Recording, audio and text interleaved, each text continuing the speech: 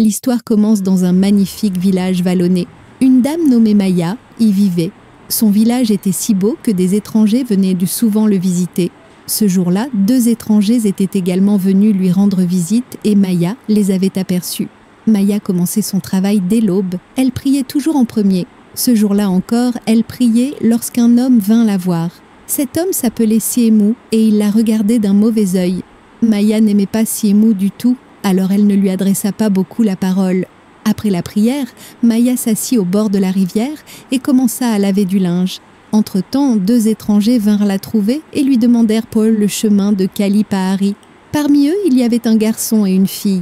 Maya leur indiqua le chemin de Kalipahari, après quoi tous 2 se dirigèrent vers la colline. Après leur départ, Maya recommença à laver du linge. Elle lavait le linge des villageois et recevait de l'argent en échange.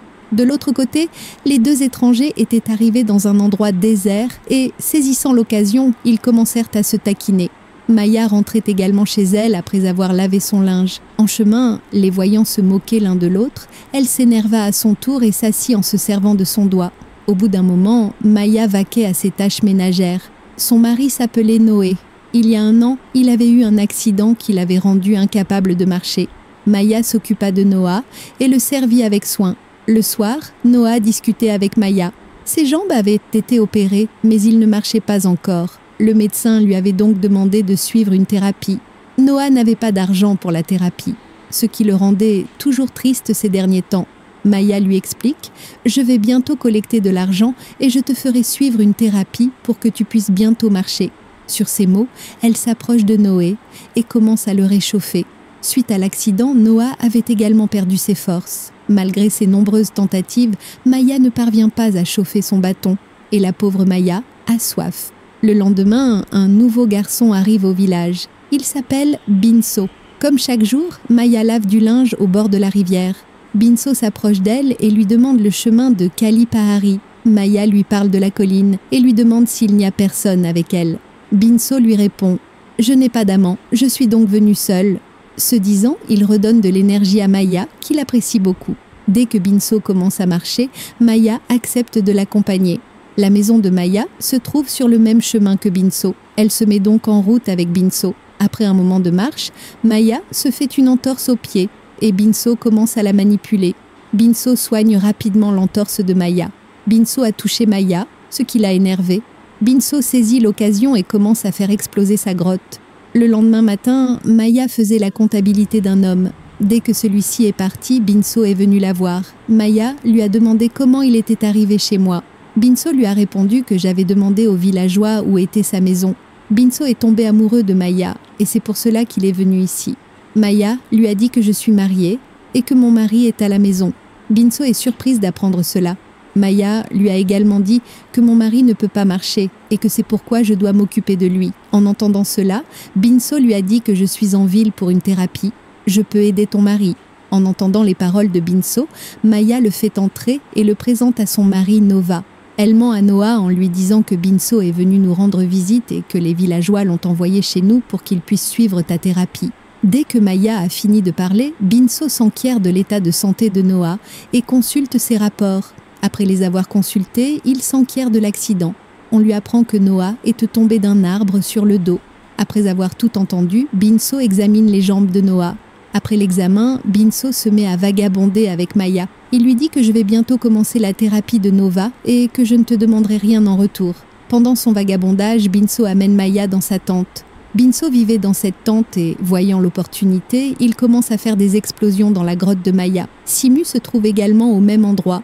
Ce salaud les filme tous les 2 en secret. Le lendemain, Binso commence la thérapie de Noah. Maya se tenait près de Binso et frottait son dos avec sa pastèque dès qu'elle en avait l'occasion.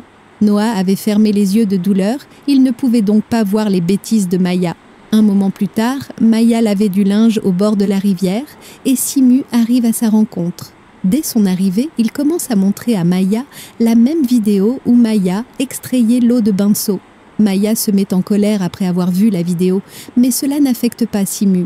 Il dit à Maya « Si tu ne m'extrais pas mon eau, je montrerai cette vidéo à ton mari. » Maya tente de lui expliquer que tu agis mal, mais Simu ne l'écoute pas et commence à faire des explosions dans sa grotte. Simu profite de l'impuissance de Maya, qui ne peut dormir de la nuit. Le lendemain matin, Binso reprend la thérapie de Noah. Sa thérapie a fonctionné comme par magie et Noah se met à marcher lentement. Après la thérapie, Noah se repose tandis que Binso commence à parler à Maya. En discutant, ils sont tous les deux tellement excités qu'ils commencent à se faire jouir mutuellement devant la maison. Noah n'arrive pas à dormir la nuit. Il voulait peut-être parler à Maya, mais la voyant dormir, il était resté silencieux. Le lendemain matin, Binso reprend la thérapie de Noah. Grâce à la thérapie, Noah se remet à marcher, mais il n'a toujours pas l'air très heureux. Le soir, Maya est avec Binso. Pendant la conversation, Binso lui demande ce qui nous arrivera à tous les deux lorsque ton mari ira mieux. Maya lui dit que le bâton de mon mari ne fonctionne pas, alors quand tu viendras au village, nous nous amuserons tous les deux. Binso est tombé amoureux de Maya, alors il voulait l'emmener avec lui en ville et aussi se marier. Ils étaient encore en train de discuter lorsque Simu arrive. Simu était ivre à ce moment-là. Dès qu'il arrive, il les maltraite tous les deux. En plus de cela, il raconte à Binso qu'il y a une vidéo de vous deux dans mon téléphone. Binso ne le croit pas, alors Simu la lui montre. Simu voulut à nouveau faire exploser la grotte de Maya, et ce, devant Binso. Maya n'était pas prête à l'écouter, ce qui fit que Simu, furieux, sortit son gana. Tous deux étaient effrayés en voyant le gana. Simu repoussa Binso et demanda à Maya de se déshabiller. Simu était ivre et tenait aussi gana dans sa main. Voyant la situation, Maya commença à se déshabiller. Voyant ses pastèques rondes, Simu se jeta sur elle.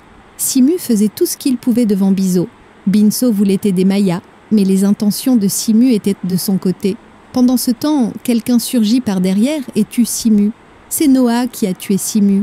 Noah était venu voir Maya car il savait que Maya et Binso avaient une liaison. En fait, alors que Maya et Binso s'amusaient dehors, Binso les a aperçus.